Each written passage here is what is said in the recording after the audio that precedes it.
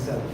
I thought that it was simpler because studying the Jamia, you didn't have that much time to go through what as you do. But I'm going to read, you study what the report, right? But what slipped me of the knowing about the water, he was our time. I mean, our time, he was just, he died in 2000. Right? Yeah, he died in 2000. He was born in 1970. So that shows that, a lot of things slipped us, especially myself, right? Because that time I was studying, was still alive. So, the author himself, Said Asadi, Egyptian scholar. Right? He was from the whatever Ikhwan Muslim or the Muslim Brotherhood in Egypt, which was founded by Hassan al-Banna. I know it has recently there has been a lot of progress going around. Where people have been talking about these different groups, right? Especially Ikhwan Muslim. And one thing I want to draw your attention, brothers and sisters, don't get on the bandwagon of pointing fingers at anyone. Don't do that. That's very dangerous. Who wish to believe that? The main thing is that we protect ourselves and our Islam. You know that once we are worshiping Allah subhanahu wa ta'ala, we are following Allah in your soul, alhamdulillah. The mistake made by others or the dalala, alhamdulillah, we try and understand it, and those are us who want it. But to take the minbar of society and talk about people and talk about in my good and one minbar I went in for I was later there and I dropped it. We were talking about this known speaker at our time, a scholar, alhamdulillah, let's say Mufti Mehdi. And a minbar was talking about it. I just shook my streets and I walked out. So everybody looked, and I just walked out and shook my hand. I said, I have nothing better to talk about. After the Imam, they approached me and I said, I understand that people might have issues, but you'll take a minbar. Please have your suicide. Talk about issue and call name. Subhanallah. That's not the place, right? So we have to be careful. There are those who are going about their alhamdulillah, you're letting people know about the different groups, which is good. But don't waste people time upon it. Then people understand, especially on a Friday, understand that ourselves here, and Allah subhanahu wa ta'ala, when we come to draw closer to this is what the Rasul is stressed about. The Sahabas is stressed about. Fear Allah subhanahu wa ta'ala. Right, so that's just our warning. Be careful and don't jump up on that bandwagon of being judgmental. Right? So Said Assad, like I say, was an Egyptian scholar. He was born in 1915, I'd say 17, sorry, 1915. He died in 2000 in Egypt. Right? He wrote many books, but one that stood out was Fiqh. And how it came about that he compiled this book, it was through Hassan al-Banna. Because during that time, during the 40s, there was that issue, that problem that happened with Palestine and the Jews, and they tried to claim their lands out of the land of the Muslims, not Palestine alone. They're trying to have Jordan, Egypt, Syria, even Saudi Arabia. And if they still have that part written out, they have a map. All the places that belongs to that promised land, it includes Saudi Arabia. And many of them said, what's going on with the Muslims? Of course, the Muslims, we are in shambles right now. We are divided. And I don't think we'll have any unity until Makarullah and Ahliya. But I don't see it. Why? Because everyone is so preoccupied with fame, wealth, position. So preoccupied. Especially leaders, the Islamic leaders.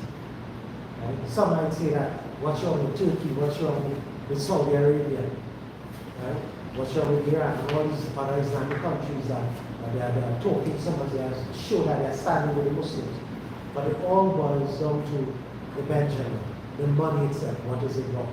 That's the most important. And if you look at it, all of them, they look at what is benefiting for themselves. And that's the bottom line of all. So if I met Muslims, they are suffering, they are killing our Muslim brothers and sisters every day, they kill children non-stop. And they continue to do it because I just last week, I think one brother mentioned to me that they raised the cemetery area of the believers. And you saw the bodies lying all over, the bulldozers are running over the bodies and mashing up the bodies. What is going to happen? What is going to happen? Right? And this is not something recent. This happened way before. This things in the time of Hassan al-Banna, when he was fighting for the betterment of Muslims and pushing people to go to jihad. Now, Sayyid al-Sabiq, he was responsible for teaching people understanding the deen before they went to jihad. That was his responsibility. Right? And as you know, later on, all these men, they face jail time. They're in prison. Once you stand for the truth, there's one of two things will happen. Well, I'll add that to it. One, if you either you're in prison, you are killed, or you give in to the ways, which is that you do as they want to do. You accept everything. And this is happening today with some of the scholars. They accept everything to avoid being in prison or killed. And I say, this is not, it is not something that is new. It's not new. It happened even after the demise of Yusuf Society. Right? And even to this day, we are seeing it more prevalent. So we have to be careful. And this has happened since in the time of Hassan al-Banna. Going up to that time with Sayyid al-Sabiq, what he was responsible for. And based on what was taken from his lessons, he compiled this book of Fiqh. Right? Now, as you know, majority of the scholars, and I hope one day I can be of them, inshallah, that their life began, they began in Hibs in al-Quran. And this is another thing we are missing, all of us. Reading of the Quran, applying the Quran, understanding the Quran, every day putting up, trying to understand a piece of it and applying it to our lives. This is what we are lacking. And because of this, we find that we are going weak every day. The Sahaba, as I said, that's how they live. Those after the same way. In the Andalusian period, the same way. That's how the children live. That's how we grew up. In our time, children are more focused on education and doing a good job and having in life. At that time it was different. Their focus was jihad, pleasing Allah subhanahu wa ta'ala. That's all what was on me. So it's a big difference from that time and now. Right? So as I said, he memorized the Quran at age 9, as mentioned, right? He went on, he studied, he graduated from Azhar University, he was on the University at Azhar. He mentioned after he finished, he did further studies. After that, he became a lecturer in Al-Azhar. He went on to Saudi, in Mosul. He was in Makkah University, which he taught there as well. So he was always busy. And this is the good thing of the scholars. They are always busy, trying to preoccupy their time and benefit the people around them.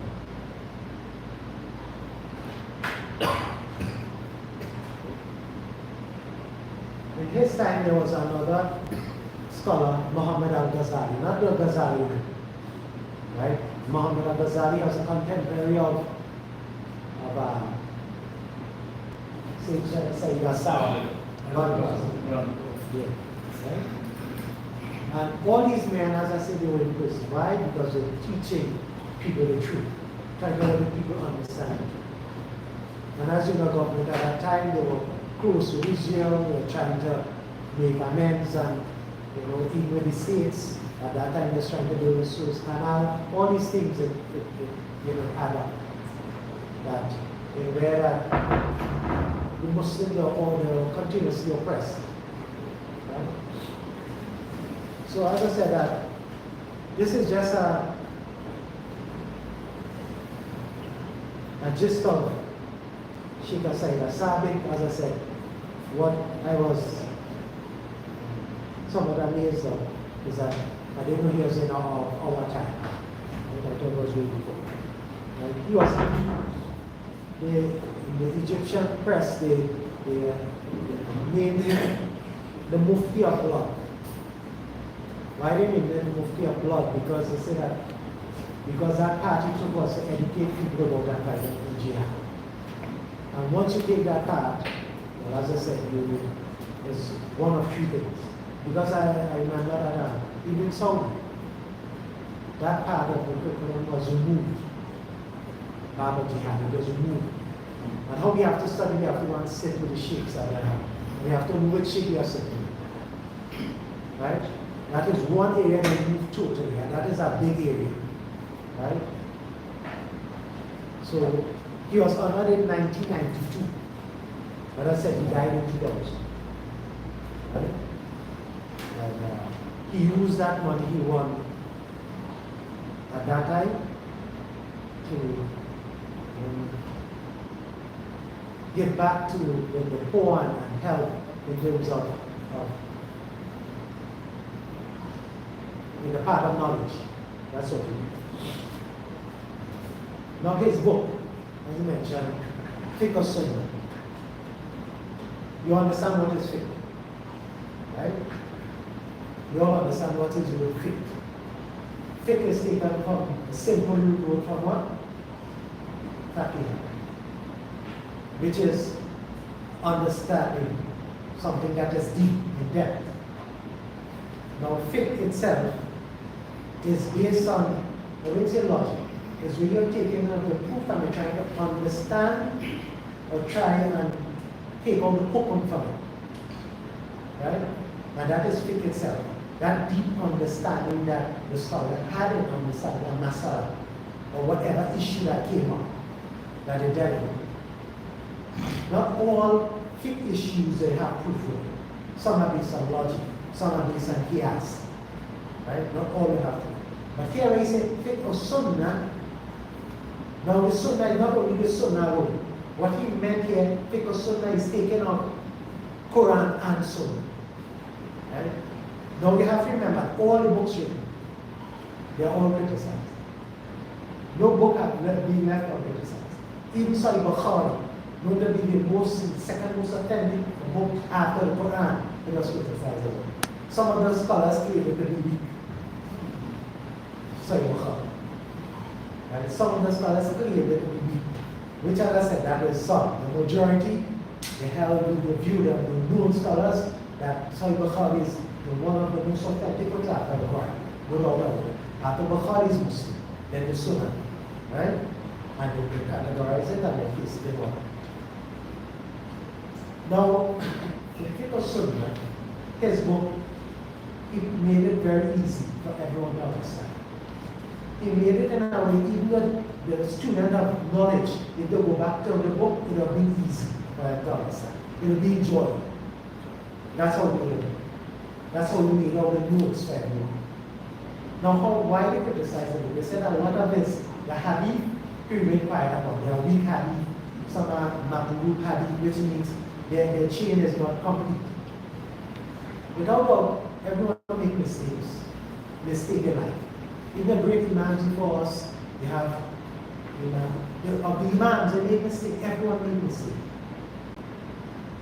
We are human beings, we make mistakes, brothers and sisters.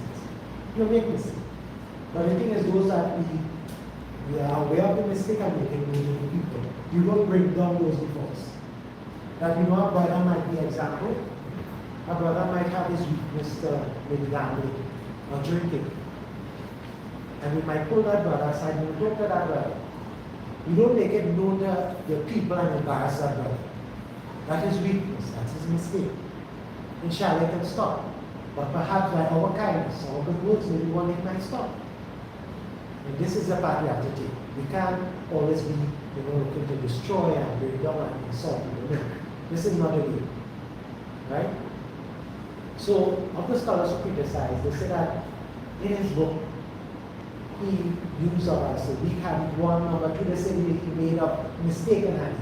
Some hadith which are mentioned in Bayhaqi and so forth, which might be Sahih, he mentioned it as being Bukhari and Muslim. Now I understand from me, being a student of what I understood. Remember Bayhaqi and these other scholars. They place a hadith, they'll say a hadith Sahih ala Tariq Imam Muslim or Bukhari. Which way, what they are trying to say, this hadith, this is not, it's Sahih based on the sanad of Imam Muslim and Imam Bukhari. Right? And then the Sheikh perhaps he took that based on his understanding, say that some are so preoccupied and busy. Perhaps he made a mistake and mentioned between Bukhari and Muslim. The Bible mentioned in Bayhaqi, and Bayhaqi mentioned that the hadith in accordance with the sanad of Bukhari and Muslim. That he looked at the two sanad and he said these sanads are within the limits of Bukhari and Muslim. And the Sheikh said that perhaps made a mistake and says Bukhari and Muslim. Right? I said we made mistake. Even sometimes we might be given a talk but some people might make a mistake. They say we Allah grant us Jahannam and said Jannah, they say Jahannam. Astaghfirullah, as a mistake made. Right? But the thing we are aware of the mistakes that we made and we corrected brothers and sisters.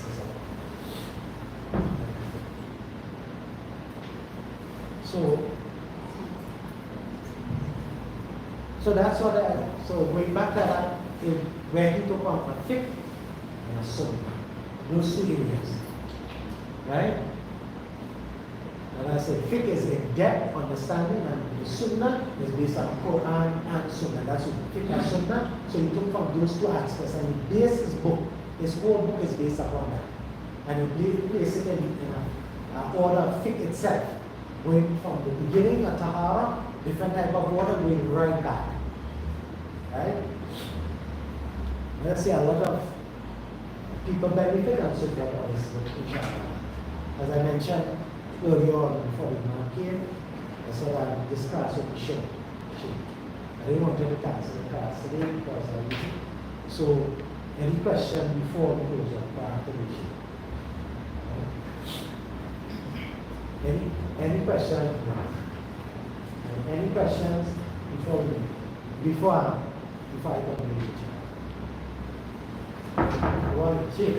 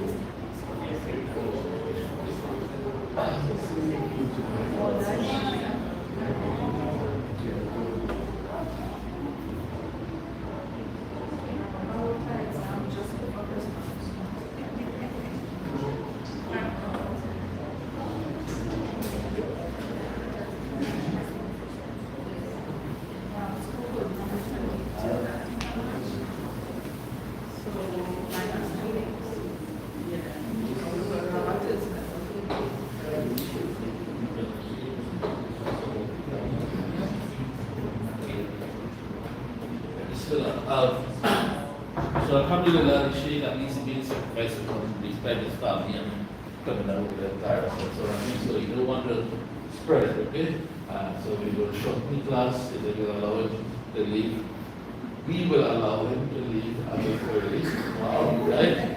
But the study of Fiqh Sunnah, what we will be looking at doing from next week, we will try as much as possible to have some handouts where possible so that we don't have to spend much time writing.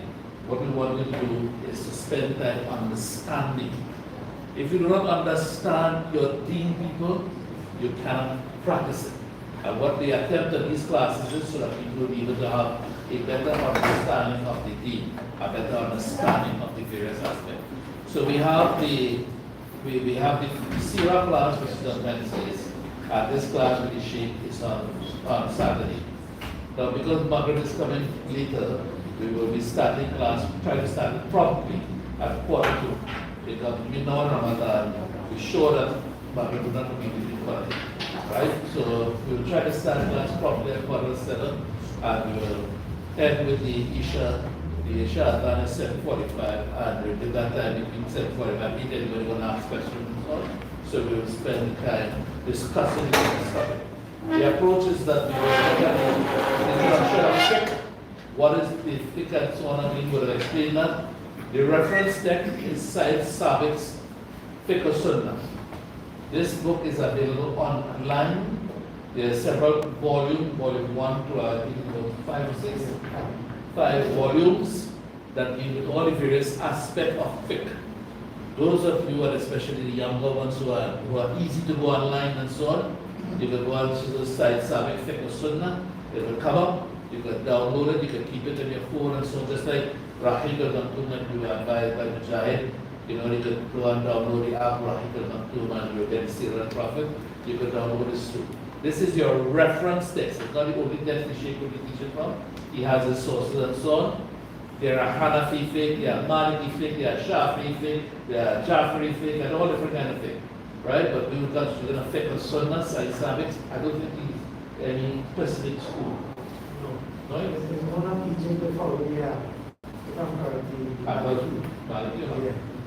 No, and that is solid. So they will follow specific, but the fiqh that we will be focusing on is not geared towards producing anybody who coming out and say, well, I'm a Hanafi or Maliki or Shafi. You have different positions.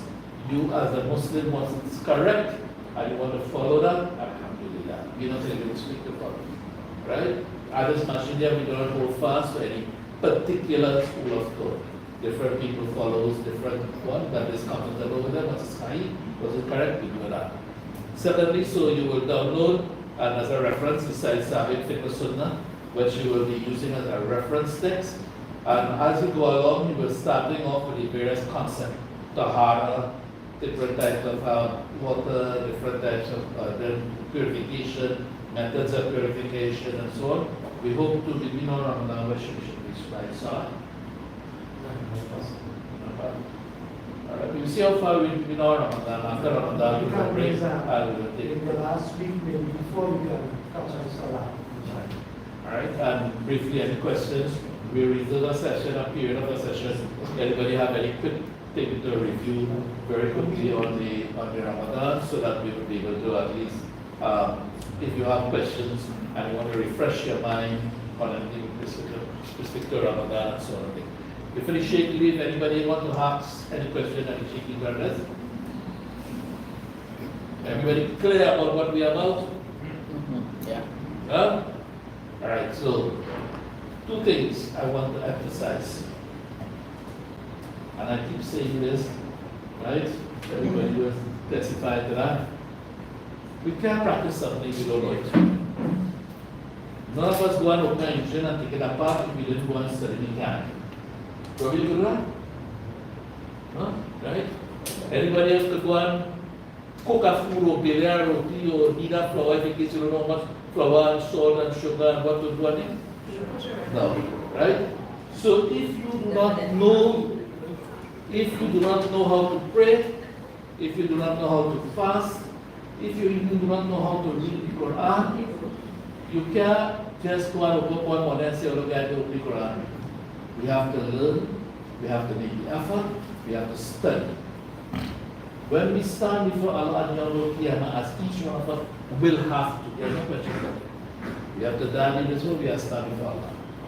And you have to give an account, and your lips will be sealed, and your limbs will have to speak, and so on. You will have to give an account as to what we did, whether you live 50, 60, 70, 80, 20, 10, whatever amount of time here, what you did with the time that you were here, whether you learn your deen, whether you practice yourself, whether when time for Fajr you pull in sheep, whether time for Dhuhr, Maghrib and so on you pull in and you for something else to do rather than run and read the Salah. The quality of our Salah, the quality of our fasting, the quality of our Zakah and remembrance and our Sadaqah and so on. All these things will be questionable. We are trying to bring the knowledge to you, we need to make the effort. Right? As you are learned to Wednesday, if you know the rewards for coming to study the deen of Allah, there will be no place in Masjid for it. The Sahaba used to make sacrifices. They did without food and water, they make lots of sacrifice so they could get the knowledge, so they could pass it on, and we now need to make sacrifices come and learn, so we could practice and we could teach those on our care. So far we see we take us to that you need to be careful and be here every week. Once for that hour, you come to the Maghrib, make the Maghrib in Jama'ah, there is blessings. You come and sit down in class, Allah subhanahu wa ta'ala sends his angels to protect, to descend with tranquility and rahmah upon us while we are studying, mentioning his name among the angels, among his companions there, wherever it is, our names are being mentioned. This is a blessing. And then we now learning, questioning, asking, and we are able to better understand. So there is blessings in all these things for us. Make the effort to come out, inshallah ta'ala. The Shaykh is making it that he's sick, he said come, he didn't want to cancel the class, he's come, his family is sick, so he's taking his leave early. Next week, inshallah, we go to Allah, Brahim Shifa, his family, make the leave for him, and he will be able to join us and spend the whole entire hour. For us, it's 1 hour. You come, you make the Maghrib, study, make Isha, you get 2 Salah in Jama'ah, you get studies, blessings. Nothing is about the whole world, everything cannot compare to that. The Palestinians, our brothers, sisters, the children in Palestine, longing for something like this. They would love to have something like this. They have been bombed day and night, they can't even pray Salah properly, they can't even put food in their mouth, they don't have water and drink. We have here for this study here, Allah. Let us make use of it. It's a bounty that blessing of Allah subhanahu wa ta'ala has given us. So let's make the effort, inshallah. So I'm going to shift here with the close of the class, and I'll see you all next week. If I come to that, there's one point in that and maybe we can understand it in yourself. And we want to have this, right? You have to ask questions. Something might come up, you might hear it with Fiqh. And some might say, Fiqh is in the Sharia, right? There are 2 different things. I'll say I'll touch on those things in the next week. The only way you can know things, you have to ask. You hear things and you're not sure, you have to ask as well. Sure.